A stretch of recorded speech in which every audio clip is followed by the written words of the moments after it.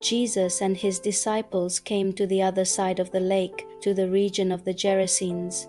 As soon as Jesus stepped out of the boat, a man possessed by an unclean spirit came from the tombs to meet him. This man lived among the graves. No one could restrain him anymore, not even with chains. Often he had been bound with shackles and chains, but he tore them apart. No one was strong enough to subdue him. Night and day he cried out among the tombs and in the mountains, cutting himself with stones. When he saw Jesus from a distance, he ran and fell on his knees before him. With a loud voice he cried out, "What do you want with me, Jesus, Son of the Most High God? I beg you, in God's name, do not torment me."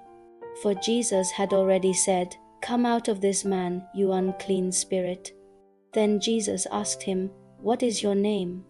The spirit replied, "My name is Legion, for we are many." And the demons begged Jesus not to send them out of the region.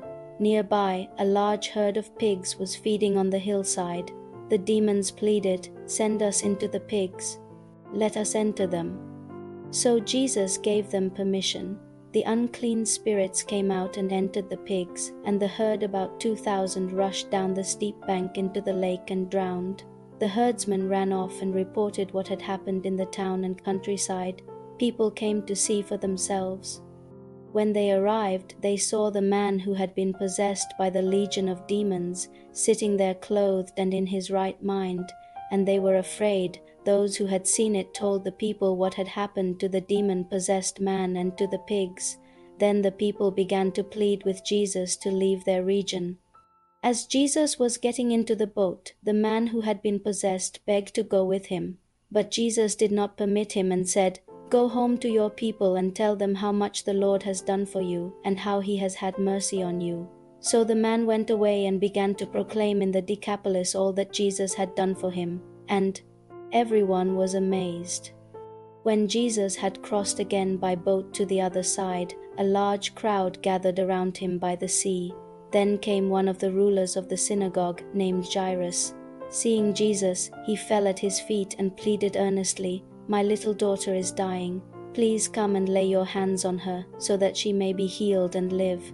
So Jesus went with him, and a great crowd followed and pressed around him. Now a woman was there who had been suffering from bleeding for 12 years. She had endured much under many physicians and had spent all she had. Yet she was no better, but rather grew worse. When she heard about Jesus, she came up behind him in the crowd and touched his garment. She said to herself, "If I just touch his clothes, I will be healed." Immediately her bleeding stopped, and she felt in her body that she was freed from her suffering. At once Jesus realized that power had gone out from him.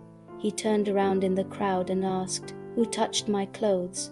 His disciples said, "You see the crowd pressing around you, and yet you ask, 'Who touched me?'"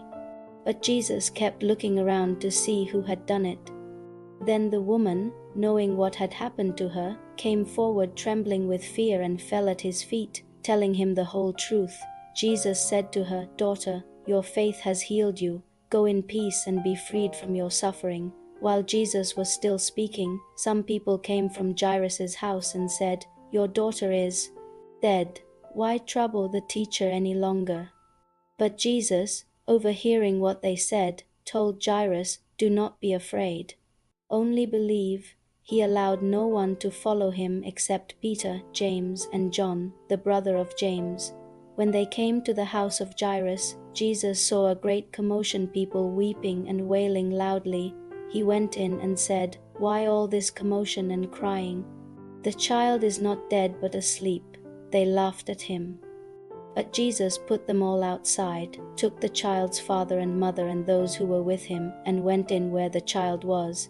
He took her by the hand and said, "Talitha cum," which means, "Little girl, I say to you, get up." Immediately the girl stood up and began to walk around. She was 12 years old. At this, everyone was overcome with great amazement. Jesus strictly ordered them not to let anyone know about it and told them to give her something to eat.